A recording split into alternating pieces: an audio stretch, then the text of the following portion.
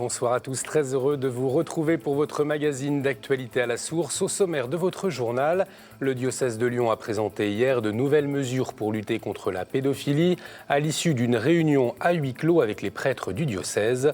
Puis la situation des chrétiens au nord Nigeria est alarmante d'après un rapport publié hier par l'association protestante Portes Ouvertes. Nous entendrons le Nigérian Youssouf Touraki, actuellement en France, pour témoigner de la montée antichrétienne dans son pays. Samedi, c'était le grand départ pour Inès et Étienne. Nous vous en avions présenté leur projet dans ce journal il y a plus d'un mois. Un projet qui s'est concrétisé samedi. Les jeunes mariés sont partis pour une année dans les pas de Mère Teresa. Après sa visite dans le Kurdistan irakien avec 3 évêques français, nous accueillons Monseigneur Golnisch, directeur de l'œuvre d'Orient. Il nous présentera également son livre « Chrétiens d'Orient, résister sur notre terre » qui sort dans 2 jours aux éditions du Cherche Midi. Voilà pour les titres. Hier midi, le diocèse de Lyon a annoncé de nouvelles mesures pour lutter contre la pédophilie et les abus sexuels au sein de l'Église. 220 prêtres du diocèse se sont réunis autour de leur archevêque, le cardinal Barbarin, pour une réunion dans la banlieue lyonnaise. Alors que le diocèse vit une épreuve après la révélation d'affaires de pédophilie, l'archevêque de Lyon a annoncé des nouvelles orientations. Notre journaliste Martin Delavenne était sur place. Les journalistes étaient nombreux aux abords du lieu où se réunissaient à huis clos les 220 prêtres du diocèse. Leur but, recueillir une réaction qui viendra en fin de journée avec le vicaire général Yves Baumgarten. Le cardinal, au cours de cette rencontre, a notamment reconnu que le diocèse avait commis des erreurs dans la gestion et la nomination de certains prêtres. Mais l'important dans cette réunion était de donner la parole à chacun des prêtres du diocèse pour surmonter cette épreuve collective. Et pour nous, c'est important de réunir la famille quand les choses ne vont pas bien. Alors cette famille s'est réunie et vraiment une conviction que moi j'en retire, c'est qu'il faut maintenant agir. Les paroles, c'est bien, mais les actions maintenant sont nécessaires et il faut poser des actes concrets pour le bien de toutes les victimes qui souffrent et qui continuent à souffrir. Ces mesures concrètes rappelées lors de cette réunion à huis clos sont la mise en place de cellules d'écoute et d'accueil des victimes d'abus sexuels, la mise en place d'un collège d'experts pour étudier les cas particuliers, sans oublier un accompagnement psychologique du personnel du diocèse. Une action soutenue par le clergé. Mais si l'Église peut assumer la faute et être utile, servir pour que ça ne se reproduise nulle part, parce qu'évidemment les actions pédophiles marquent la vie des personnes. Alors pour dire ça, nous devons être soutenus de la prière de tous les peuples de Dieu et de la nôtre évidemment. D'autres mesures pour la formation et l'accompagnement des prêtres seront effectives à compter du 1er septembre prochain. En 2015, sur 7000 chrétiens tués dans le monde au nom de leur foi, plus de 4000 étaient au Nigeria. Un constat accablant révélé hier dans un rapport de l'association protestante Portes Ouvertes. Pour alerter sur les violences faites aux chrétiens du nord Nigeria, le professeur de théologie au séminaire de l'église évangélique de la ville de Jos, Youssouf Touraki, est intervenu aujourd'hui au Sénat et au Quai d'Orsay. Hier, il a témoigné devant les journalistes. Florent de Brito l'a rencontré.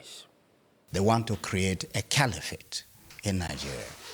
As a result, Boko Haram, when they invade a Christian community or a non-Muslim community, they kill, they destroy, and they chase people away. Christians have to rebuild their communities. Christians have to find ways and means of protecting and defending themselves. The church has a solution. Government also have a solution. If the area where Boko Haram operates has become a hostile area, it means the government should have set up a very powerful security machine in order to protect the people, but they don't.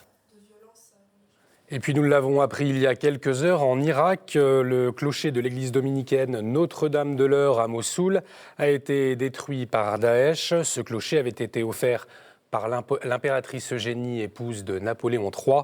Je vous rappelle que Mossoul est aux mains de l'État islamique depuis 2014. Vendredi, 175 pays se sont réunis à New York pour la signature de l'accord de Paris sur le climat, conclu en décembre lors de la COP21. Quelques jours plus tôt, les représentants religieux du monde entier avaient encouragé les chefs d'État à signer cet accord pour la planète. Les pays en développement dénoncent un accord non contraignant, même s'ils soulignent une première étape, comme nous le dit Henri Mouillat, chargé du climat à la conférence épiscopale du Congo. L'accord a été voulu contraignant, mais en soi, dans l'accord, il y a des termes qui montrent qu'il n'est pas contraignant. Par exemple, l'usage du conditionnel en disant devrait, les États devraient, pour la RDC, on n'a pas l'impression qu'on reçoit toutes les garanties ou toutes les compensations qui permettraient à la RDC de pouvoir sauvegarder la forêt du bassin du Congo. Il faut qu'il y ait la paix, une paix véritable, parce que pour pouvoir sauvegarder le bassin de la forêt du Congo, on a besoin, entre autres, d'une stabilité politique et économique. Mais tant qu'on n'a pas une certaine stabilité, c'est difficile. La jeunesse s'est emparée de Rome le week-end dernier. Le jubilé spécial jeune de la Miséricorde a réuni 70 000 adolescents du monde entier, âgés de 13 à 16 ans. Lors de la grande veillée samedi au stade olympique de Rome, 130 Belges ont occupé les premiers rangs. Une volonté de l'épiscopat italien pour montrer son attention aux jeunes Belges après les tragiques attentats de Belgique. Quelques heures avant, toujours avec leur drapeau, ils ont vécu une démarche jubilaire. Les jeunes ont pu se confesser avant de passer la porte sainte de la Miséricorde, un moment fort. C'était très chouette, il y avait beaucoup d'ambiance et on voyait qu'on n'était pas les seuls à être chrétiens. On a appris beaucoup de choses pendant tout ce pèlerinage et ça m'a fait grandir et je retiendrai toute ma vie, c'était super. Et toi, qu'est-ce qui te marque chez le pape François ? C'est sa simplicité, il est tellement ouvert avec tous les jeunes et il nous accueille dans tout ce qu'on fait et je trouve ça super. Le pape a de son côté créé la surprise en venant confesser ses jeunes place Saint-Pierre, le Saint-Père que l'on voit assis sur une simple chaise en plastique. Et hier, lors de la messe pour le jubilé des adolescents, il leur a rappelé que la liberté n'est pas faire ce que l'on veut. Solo con scelte coraggiose e forti si realizzano I sogni più grandi, quelli per cui vale la pena di spendere la vita. Scelte coraggiose e forti. Non accontentatevi della mediocrità, di vivacchiare stando comodi e seduti. Non fidatevi di chi vi distrae dalla vera ricchezza, che siete voi. Un autre rassemblement de jeunes, mais à Lourdes cette fois-ci. Le FRAT rassemble depuis hier 10 000 adolescents de la région parisienne. Pour l'année de la Miséricorde, les évêques des 8 diocèses d'Île-de-France les ont invités à réfléchir au thème « Je vous donne ma paix ». Ce grand rassemblement festif est un moyen de faire une expérience d'église, comme l'explique le père Kirchhoff, le responsable du FRAT de Lourdes. Le thème cette année est « Je vous donne ma paix », nous dit le Christ. Cette paix qui n'est pas à la manière du monde, non pas une paix pour pacifier les peuples, mais une paix intérieure, une paix que donne le Christ. La progression spirituelle que nous désirons pour ces jeunes est qu'ils puissent découvrir cette paix en eux à travers les chants, à travers la louange, à travers le silence, et que de cette paix intérieure, ils trouvent l'énergie pour être dans le monde miséricordieux comme le Père. Juste après cette édition, retrouvez en direct le spectacle du FRAT depuis Lourdes. Les évêques suisses s'opposent à la modification de la loi sur la procréation médicalement assistée. Le 5 juin prochain, les Suisses sont appelés à voter pour valider ou non une nouvelle technique de sélection d'embryons. La conférence des évêques suisses dénonce un droit de vie ou de mort et une stigmatisation des personnes atteintes de la trisomie 21. Si cette loi passe, elle ouvrira d'autres atteintes à la dignité humaine, comme nous l'explique Thierry Collot de la commission bioéthique de l'Église suisse.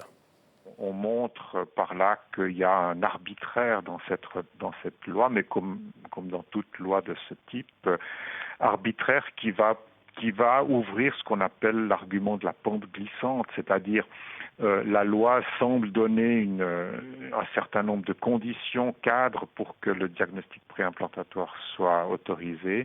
On a déjà vu dans le processus législatif qu'une partie de ces conditions avait été abandonnée et on peut imaginer que dans l'avenir, des éléments qui ne sont actuellement pas permis, comme ce qu'on appelle les bébés médicaments, puissent être autorisés, voire d'autres types de sélections encore plus problématiques.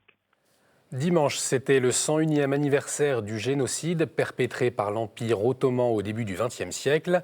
Il a réuni des centaines d'Arméniens catholiques de France dans la cathédrale Notre-Dame de Paris. Leur évêque, Monseigneur Thérouz, a appelé à la miséricorde pour les oppresseurs du passé. Il a aussi demandé de prier pour l'Arménie d'aujourd'hui. Le pays est en effet secoué par un conflit vieux de 30 ans avec l'Azerbaïdjan.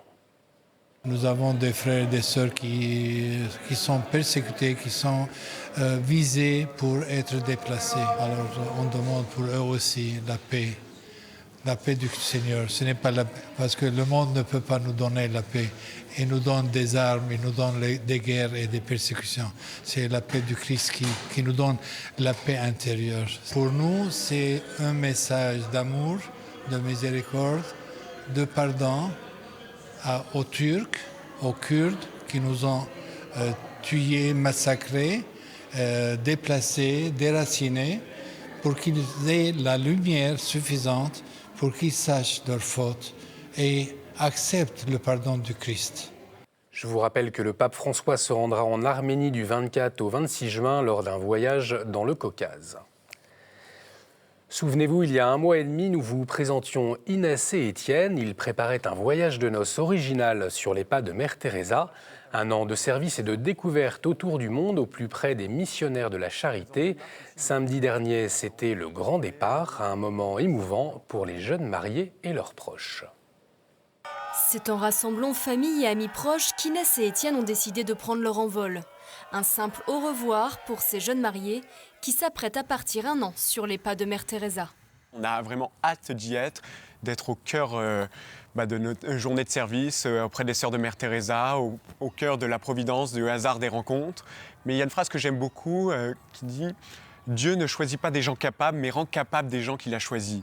Et c'est vrai que nous, je pense qu'on va être portés par la prière de nos proches, de nos familles, et on va s'appuyer sur Dieu, ce qui fait qu'on se sentira capable. Et là, je pense qu'on peut soulever des montagnes. À quelques heures du départ, c'est l'émotion et la joie qui priment à l'intérieur de la chapelle des missions étrangères de Paris. Et c'est porté par l'esprit des missionnaires qui les ont précédés qu'Inès et Étienne s'apprêtent à concrétiser leur projet. On est jeunes, on vient tout juste de se marier. Et je me dis que c'est le moment que jamais de partir faire un voyage un peu fou comme ça. Parce que certes, on va être bouleversés, je pense. On part en voulant apporter, en voulant donner, mais en fait, on sait très bien qu'on ne s'imagine pas combien, mais on sait très bien qu'on va énormément recevoir de toutes les personnes qu'on va rencontrer. Et c'est en partant en stop qu'Inès et Étienne ont voulu expérimenter leur soif de l'autre. Direction Barcelone, avec pour objectif de rejoindre Casablanca le jeudi de l'Ascension. Assurer une présence chrétienne à la course nautique de l'EDEC, c'est le but de l'association Avance au large. Cette association a été créée par des jeunes catholiques pour évangéliser lors de la régate étudiante. Une régate qui a rassemblé la semaine dernière 1600 bateaux et 3000 participants en Bretagne à Roscoff. Parmi eux, une vingtaine ont couru pour l'association catholique Avance au large. Mais pas seulement, ils ont également proposé des messes sur les pontons. Une belle façon d'évangéliser par le sport. Un hommage à Papa Wemba maintenant. Le chanteur très populaire congolais est décédé le week-end dernier après un malaise sur scène à Abidjan. Chrétien pratiquant, il avait participé en 2011 à un concert pour Benoît XVI, alors en visite au Bénin. Emmanuel Dancourt l'avait reçu sur le plateau de VIP, où il a parlé de sa conversion et de sa relation au Christ. Je n'hésite pas aujourd'hui de dire que voilà, je suis un élu de Dieu, quoi. Je n'hésite pas de le dire ouvertement comme ça, quoi. Parce que quand j'ai été visité, tout ce que j'ai vécu, c'est personnel. Mais quand on est un élu de Dieu, comme vous dites, ça donne des devoirs peut-être? Ou une mission? Une conduite. Une conduite. Une conduite et puis un devoir. Et puis un devoir aussi, quoi. Parce que bon, c'est vrai, quand on embrasse Jésus, on ne peut pas faire la mi-chemin avec, quoi. Il faut aller avec lui jusqu'au bout, quoi. Et moi, c'est cette mission-là que j'ai, c'est d'aller avec Jésus jusqu'au bout. On vous a parlé du jubilé des adolescents à Rome dans ce journal, mais on ne vous a pas tout dit.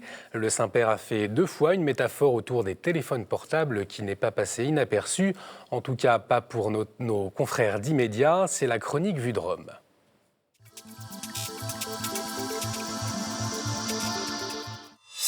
À 3 mois des Journées mondiales de la jeunesse organisées à Cracovie, en Pologne, en juillet prochain, il flottait déjà à Rome le week-end dernier un petit air de JMJ. Des dizaines de milliers de jeunes de 13 à 16 ans étaient en effet venus faire la fête et surtout prier autour du pape François pour le jubilé des adolescents. Et le pape a su parler à ces ados en leur livrant à quelques phrases bien senties, filant entre autres par 2 fois la métaphore autour du téléphone portable compagnon fidèle de nombre d'adolescents. Aux jeunes réunis dans le grand stade de Rome, le pape François a d'abord envoyé un message vidéo dans lequel il a expliqué que parfois, lorsqu'il cherche à joindre des amis, la communication ne passe pas par manque de réseau. Cela doit vous arriver aussi, a dit le pape, avant de prendre en main un téléphone dernier cri d'une marque américaine bien connue et d'exhorter les jeunes à se rappeler que lorsque Jésus est absent de leur vie, eh bien c'est comme s'il n'y avait pas de réseau. Le pape alors de recommander aux jeunes de se mettre toujours là où il y a du réseau, la famille, la paroisse ou encore l'école.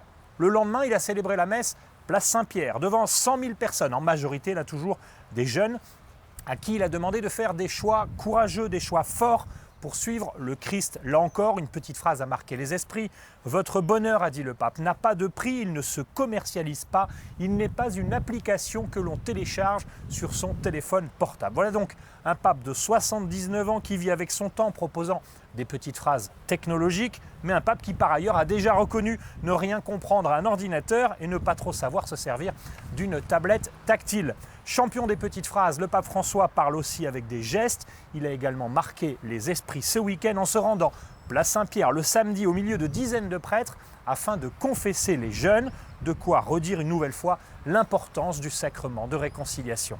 Je vous dis à la semaine prochaine. Merci Antoine-Marie, à la semaine prochaine. Un roi musulman qui donne de l'argent pour financer une église, le pape qui ramène des réfugiés musulmans de l'île de Lesbos, de gestes forts qui donnent un espoir de fraternité entre chrétiens et musulmans. C'est la chronique du monde du Père Bader.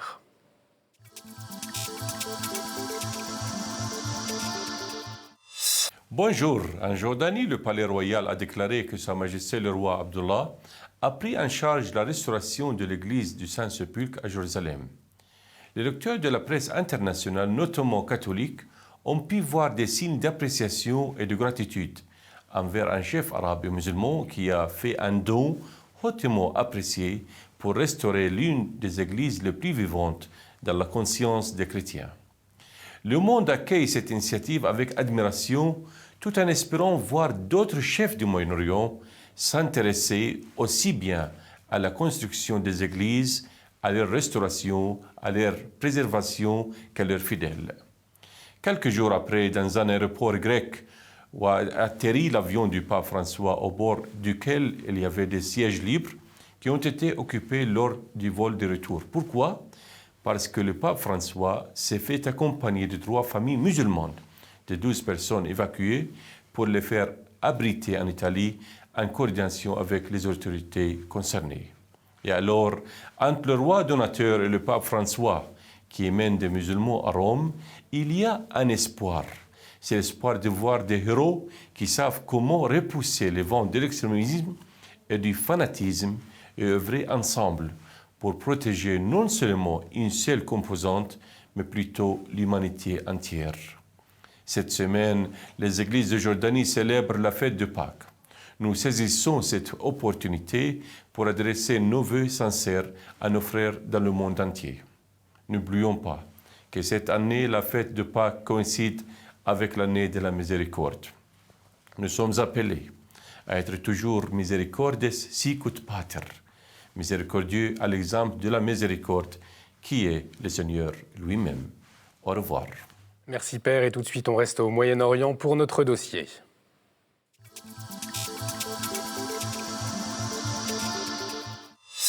Nous vous avons parlé la semaine dernière de la délégation d'évêques français en visite aux réfugiés du Kurdistan irakien. Dans la délégation, Monseigneur Golnisch, directeur de l'œuvre générale de l'œuvre d'Orient. Bonsoir, Monseigneur. Bonsoir. Alors, ce n'est pas la première fois que vous allez dans le Kurdistan irakien. Vous y allez très souvent. Est-ce que cette fois-ci, la semaine dernière, vous avez pu constater des changements? Qu'est-ce que vous avez vécu sur place? De ce que j'ai vécu sur place, peut-être le plus important, c'était que le président des évêques de France est venu, Monseigneur Pontier, l'archevêque de Marseille, avec Monseigneur Stanislas Lalanne, qui est l'évêque de Pontoise, diocèse sur lequel se trouvent deux importantes églises chaldéennes de ces chrétiens d'Irak, justement, et Monseigneur Olivier Ribado-Dumas, qui est le porte-parole et le secrétaire général des évêques de France. Donc ça a donné quelque chose d'assez fort à cette visite, et d'emblée, Monseigneur Pontier a souhaité rencontrer les étudiants de la ville de Kirkouk, qui sont des étudiants de langue arabe, essentiellement des chrétiens, il y a quelques yézidis, quelques musulmans, de langue arabe, qui ne peuvent pas donc étudier dans une université kurde, qui elle est de langue kurde. Et donc, à l'initiative de Monseigneur Pontier, les évêques de France se sont engagés moralement à soutenir ces étudiants, 400 étudiants tout de même, pour prendre en charge leurs études, leurs frais de vie, puisqu'ils ont été chassés par le Daesh dans les conditions que les téléspectateurs connaissent bien, et par conséquent, leur famille ne peut pas financer leurs études, et donc l'Église de France s'est engagée à leur côté. Et ces étudiants sont toujours impressionnants, comme tous les déplacés. Ils ne sont pas proprement des réfugiés, puisqu'ils sont encore dans leur pays. L'Irak, ce sont des citoyens d'Irak. Donc ce sont des déplacés à l'intérieur de leur pays, dans la dignité avec laquelle ils vivent ce drame, dans l'espèce d'intériorité dont ils témoignent, leur foi profonde pour ceux qui sont croyants. Et je pense que nous étions tous touchés par les témoignages, parfois bouleversants.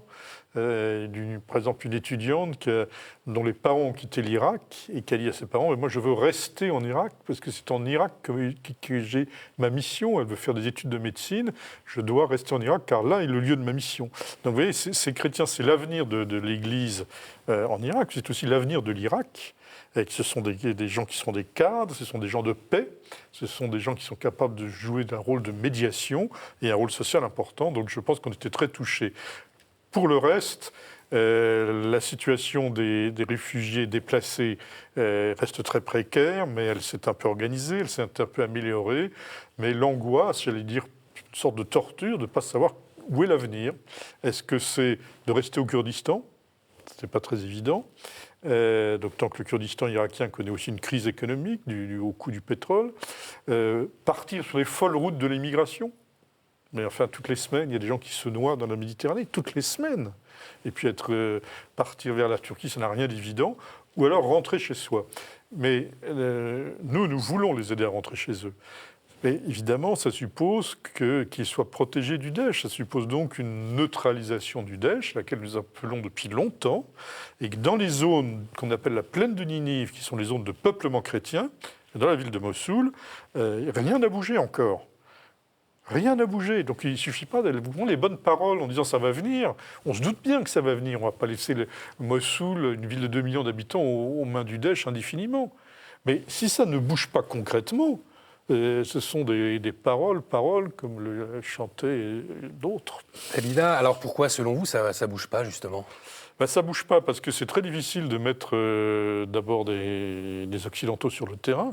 Voilà, c'est pas maintenant, à quelques mois d'une élection, autant en France qu'aux États-Unis, que ça veut pouvoir se faire.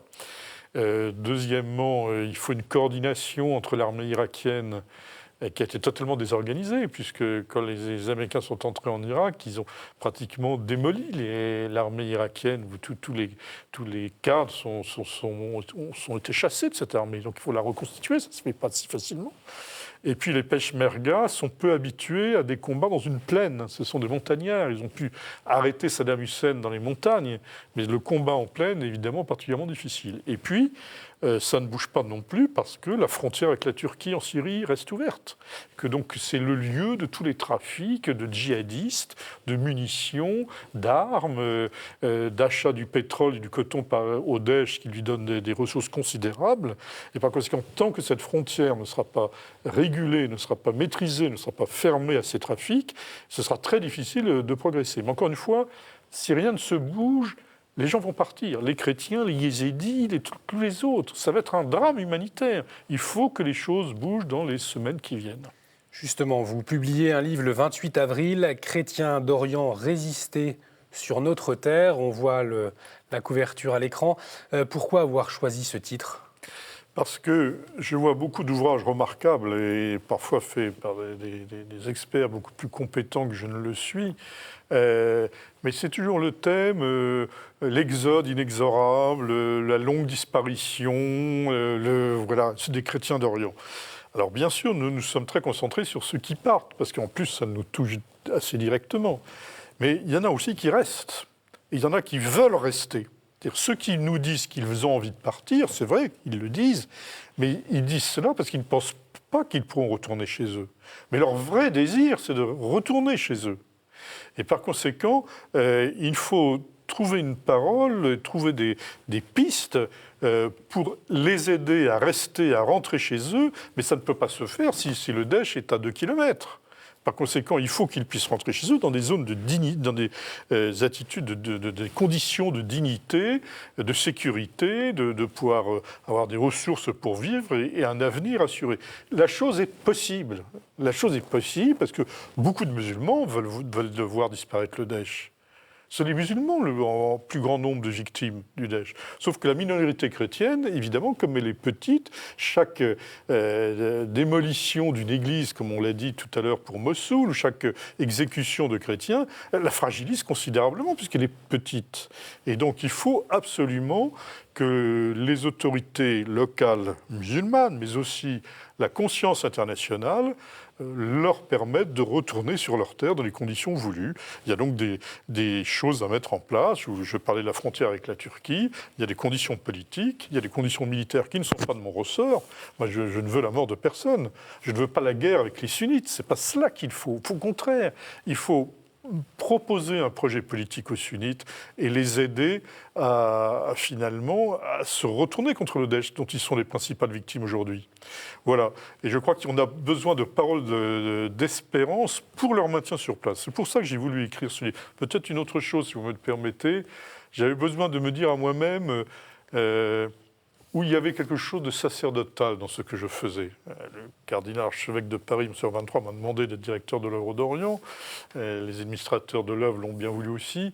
Je fais beaucoup de travail auprès des médias, auprès des autorités publiques. Je fais de la gestion, je fais des rencontres de prélats orientaux. Où étais-je prêtre ? Je crois que je suis prêtre profondément dans... Vous savez, j'étais curé de paroisse, je n'avais pas cette question quand je suis curé de paroisse. Mais là, je suis témoin de leur souffrance. Je dois porter leur souffrance, d'une certaine manière, avec eux, devant Dieu, devant le Christ. Je dois, dans ma prière, dans la célébration de la liturgie, et eux me rendent profondément prêt. Vous savez, quand je reviens, comme on l'a fait d'un voyage au Kurdistan, quand on venait témoin de la souffrance de ces hommes et de ces femmes, mais aussi de leur foi et de leur dignité, on reçoit un grand message spirituel. Merci beaucoup, Monseigneur, d'avoir accepté notre invitation. Je rappelle donc que votre livre « Chrétiens d'Orient, résister sur notre terre » sortira le 28 avril aux éditions du Cherche Midi. Je vous annonce également le reportage sur la visite de la délégation des évêques à Erbil jeudi soir sur notre antenne. Merci pour votre fidélité. Retrouvez cette émission sur notre site www.kto.tv.com. On se retrouve jeudi. Excellente soirée sur KTO.